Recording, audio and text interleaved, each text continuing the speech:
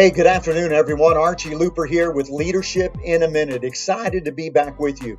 I mentioned that my blind spot was in the area of emotional intelligence, and I'd like for you to write that phrase down because I want to ask you a question about leadership. Would you not agree with me that there's a lot of different levels of ability in leadership? I mean, there can be very weak leaders, very poor leaders, okay leaders, better leaders, average leaders, stronger leaders.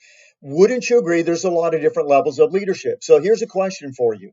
How many of you would like to be known and distinguished as an exceptional leader? Wouldn't we all? I mean, wouldn't we all like to be looked at as exceptional in the area of leadership? So the question is, what distinguishes exceptional leadership? I thought it was my IQ. I thought it was how smart I was. Now, let me be clear about IQ. IQ represents intellectual quotient. And did you know that your IQ doesn't expand much after the age of 25? Now, let me be clear about IQ. IQ is like the CPU of a computer, which would be different than the hard drive, data drive that holds all the knowledge, skills, and all of that. Your IQ is like the CPU of your brain. It's the raw processing power of your brain.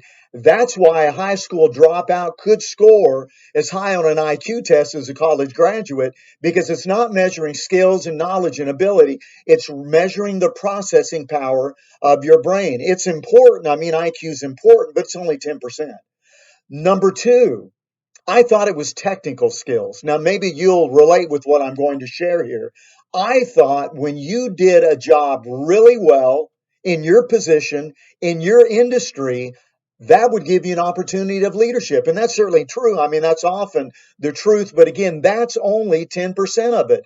Because when I think back in my career, I was rocking back in the day. I mean, I'm doing sales really well. I'm one of the top reps in the nation. I qualified to go to a summer sales meeting and brought back several sales awards.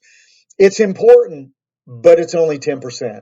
And so what I want you to see today, that the vast majority, 80%, notice this, of the defining characteristics of exceptional and unexceptional leaders. In other words, what makes someone unexceptional is going to go back and be tied back to your emotional intelligence. It's an important topic that I want to continue to talk about. And when you come back next time, I want to get in and start talking about the characteristics of emotional intelligence that you need to know about. It's foundational.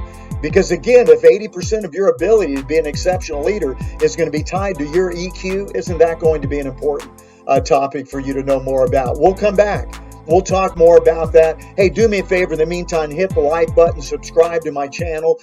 Join me in the journey of Leadership in a Minute, and I'll be back with you very soon. Have a great afternoon.